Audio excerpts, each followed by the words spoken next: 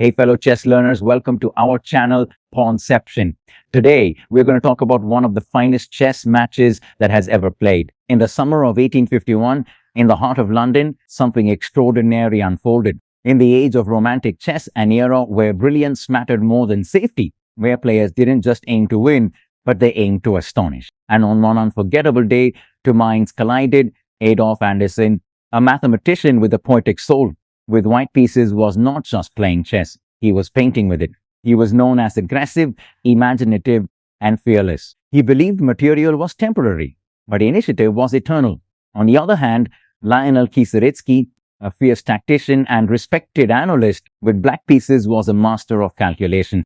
He thrived in complexity, often navigating chaos with precision. This game wasn't a part of the official London 1851 chess tournament, but it didn't need to be, because sometimes the side stage produces the greatest performance. What followed wasn't just a game, it became the Immortal Game. Adolf Anderssen begins with e4. Lionel Kieseritzky responds symmetrically with e5, meeting fire with fire. White plays f4, offering a pawn, not losing it, offering it. This is the King's Gambit, one of the most aggressive openings in chess history. The idea? Distract black's center. Black accepts. He takes the pawn. Material advantage is tempting, but it comes with a hidden price. White develops his bishop to c4, aiming straight at the vulnerable f7 square, a classic weak point in black's position. But black strikes immediately with qh4+. A check, early, sharp, slightly provocative. Black is saying, if you want chaos, then I will give it to you. Instead of blocking or defending conventionally, Anderssen plays kf1. He moves his king. No castling, no safety net. Why? Because blocking with g3 would weaken dark squares, so Anderssen chooses a path that looks dangerous but keeps his attacking potential alive. This is the first glimpse of genius. He accepts discomfort now. 4 power later, Kieseritzky counters with b5, attacking the bishop on c4. This is aggressive and clever, gaining space while forcing white to react. White calmly captures bx b5. He doesn't retreat, he takes. Another pawn falls. Then nf6 from black, developing a piece and increasing pressure on the center.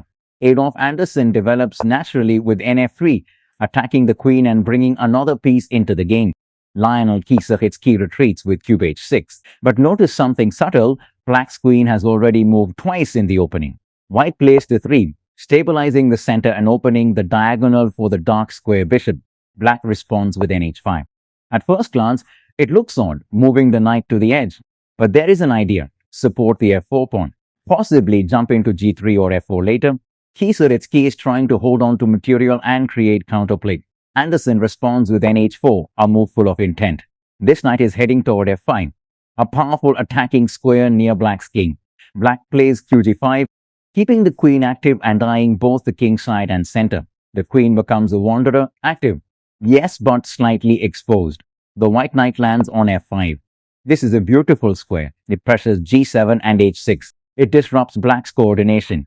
It signals that white is shifting into attack mode. Black responds with c6, attacking the bishop on b5. Kieseritzky is asking, are you going to retreat or commit further?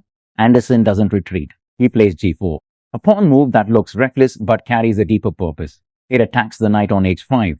It prepares to open lines on the king's side. It signals a full-scale assault. This is no longer positional chess. This is a declaration of war. Black plays nf6 and accepts the challenge, but the ground beneath him is starting to shift.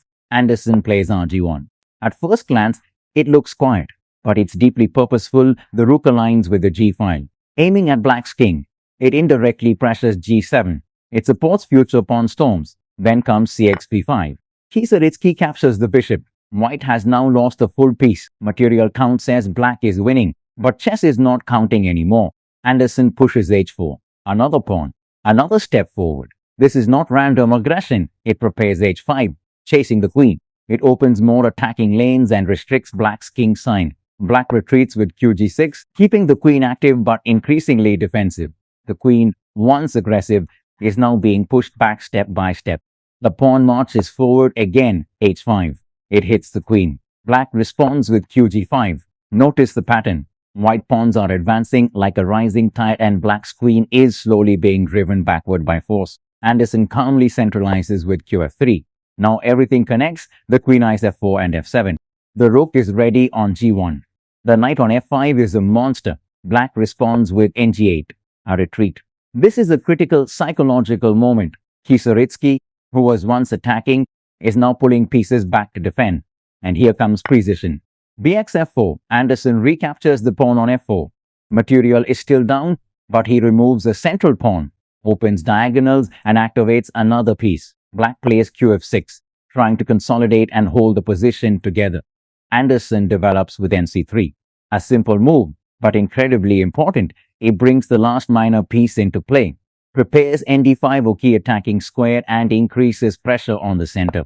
Black responds with bc5, developing while eyeing the sensitive g1, a7 diagonal. On the surface, Black is cashing up in development, but underneath, something dangerous is brewing. Anderssen strikes nd5. This knight jumps into the heart of Black's position, attacking the queen, eyeing c7 and f6, and creating tactical threats everywhere. But then qxb2, Lionel Kieseritzky grabs another pawn. Material greed continues. Black is now significantly ahead in material, but dangerously behind in king safety and coordination. White plays bd6. A quiet-looking move, but incredibly powerful. It cuts through Black's position, targets key squares near the king, prepares tactical motifs. Black responds with bxg1, capturing the rook, another heavy piece gone. And then comes c5. Not a capture, not a check, a quiet pawn move. But this is the move that changes everything. It opens lines, restricts Black's pieces, and sets up a faster sequence. This is the calm before the storm. Black captures again, qxa1 plus. Another rook falls, check. Materially, it's overwhelming. White has sacrificed both rooks and a bishop. Anderssen calmly steps forward with ke2. The king walks into the battlefield, not away from it. It looks insane until you realize there is no danger. Because Black is about to run out of moves, Black plays na6, trying to bring another piece into defense, but it's too late. Anderssen strikes with nxg7+. A check, not just any check. The knight captures on g7. Rips open the king's defenses, forces Black's king into the open.